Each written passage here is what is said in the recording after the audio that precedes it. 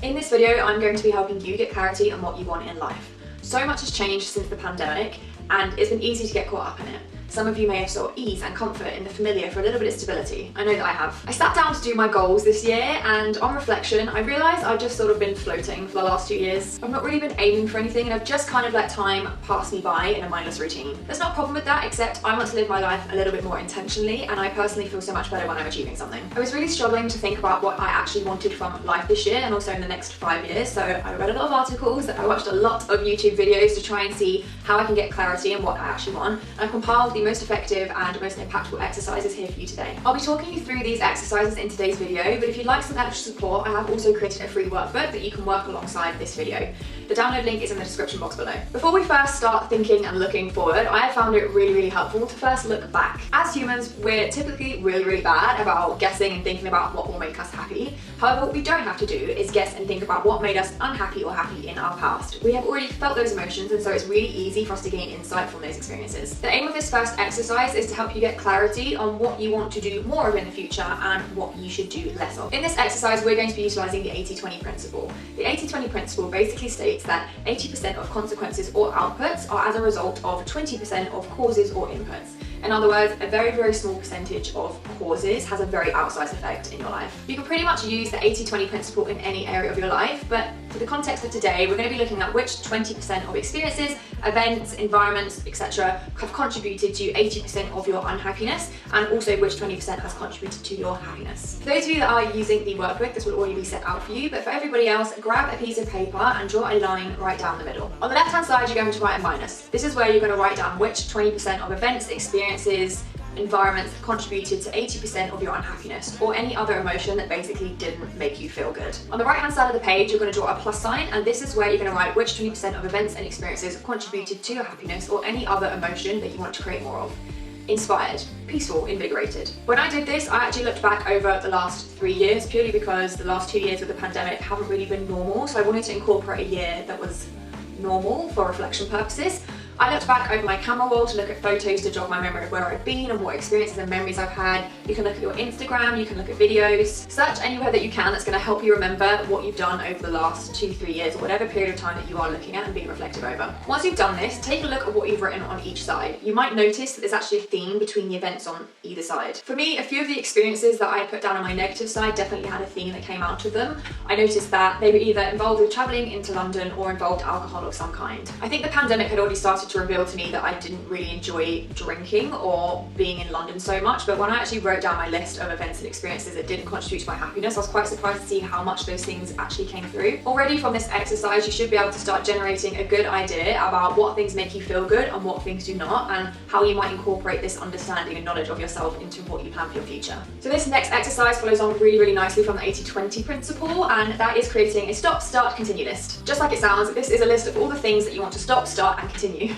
Take a brand new sheet of paper and split it into 3 columns. On the left, you want to have your stop column, in the center you want to have your start column, and then on the right you want to have your continue column. Starting with your stop column, you might already have a few ideas of things that you want to stop moving into the new year's. This could be stop eating chocolate, it could be stop saying yes to things you want to say no to, anything that generally springs to mind. If you're struggling for ideas here, this is where the 80-20 analysis that we just did is going to be really helpful. Have a look at your minus column and have a look at the things that contributed to your unhappiness. Look at the themes that are emerging out of those, and they will give you a good idea of what you might want to stop doing in order to promote your happiness. For me, I identified that travelling into London and drinking alcohol generally contributed to my unhappiness, so in my stop column I have put into stop drinking after 3 drinks. I've also put in there to stop travelling to London unless it's a special event like a birthday for one of my friends. You may feel that your list is getting quite long, but don't panic, just brainstorm everything you can for now and we'll come back to analyse it in a moment. Now, moving to your start column, you again want to have a look at your 80-20 analysis, but this time in your plus column. What things made you feel good that you want to start doing more of in 2023? For me, I noticed that experiences being in nature and beautiful natural spaces came up quite a lot in my plus column. So in 2023, I want to make time to do more activities outdoors. Things like coffee and walk catch-ups, yoga outside, just general walks in new beautiful spaces. And finally, your continue column. This is where we're going to acknowledge all of the great things that you already do that you want to continue doing. Hopefully by the time you've done your stop, start, continue list from start to finish, you'll have found that you've generated quite a lot of actionable things that you can do moving into 2023. Now, if you're anything like me, you might find that there's an abundance of things on this list and there's no way you're going to be able to stop, start, continue doing all of them. Be realistic, pick the ones that seem to invigorate the most fire you or make you feel the most happy or excited, but please do not try to tackle all of them. It's seriously unrealistic and it will set you up for failure. Once you've identified some of the key actions that you've taken from each list, you can now bear this in mind when you go to do your 12-week goals. If you ever get stuck when you're doing your goal planning, you can always come back to this list and look at what you wanted to stop or start doing for ideas of what you want to work on for the next 3 months as well. This next exercise that I got was actually from Michelle B. I'll link her channel in the description box below, and this is called an anti-vision. Bear with me here, I know it sounds quite melodramatic, but it's actually really insightful. You may not be clear on what you do want, but I can be very confident that you probably know what you don't want. Think ahead to 5 years' time. You're terribly unhappy and your life is super unfulfilling. What does that look like for you? How do you feel?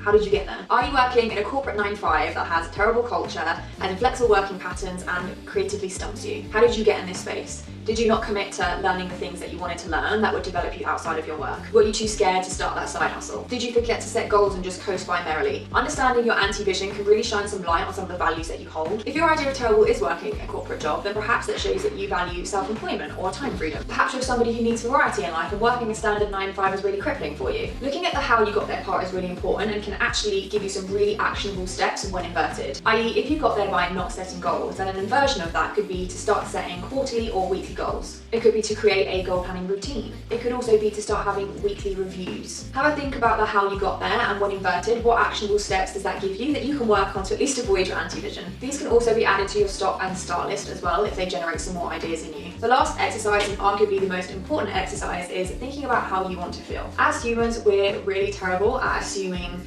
certain things are going to make us happy, but we don't actually ever consider about how they're going to make us feel. Ultimately, humans are aiming to feel a certain way, and the way that we go about achieving that needs to align with the feeling itself, otherwise it's pointless. You can achieve all the things in the world and have all the success in the world, but if you still don't feel the way that you want to feel, it doesn't really matter. For example, you might think that having loads of money to do what you want to do is going to make you happy, and that the way to get there is to work a corporate job, which ultimately makes you work lots of overtime and feels really overwhelmed and stressful. What you actually want to feel, however, is peace, calm, and have time freedom to do what you want to do. In this scenario, what you want to feel and how you're going about achieving it are completely out of alignment, and so ultimately you're either never going to get where you want to be, or you're going to be always quite unhappy. By focusing on the feeling that you want to achieve and then brainstorming how you might facilitate that feeling, you'll come up with goals that are more in alignment with who you are, what you want to do, and ultimately make you feel happy and satisfied. For those of you that have gone all the way through this video, go you, congratulations. I really hope that it started to give you some clarity on what you might want to do in the next year or the next 5. I genuinely think that even in isolation, all of these activities can be really transformative and eye-opening to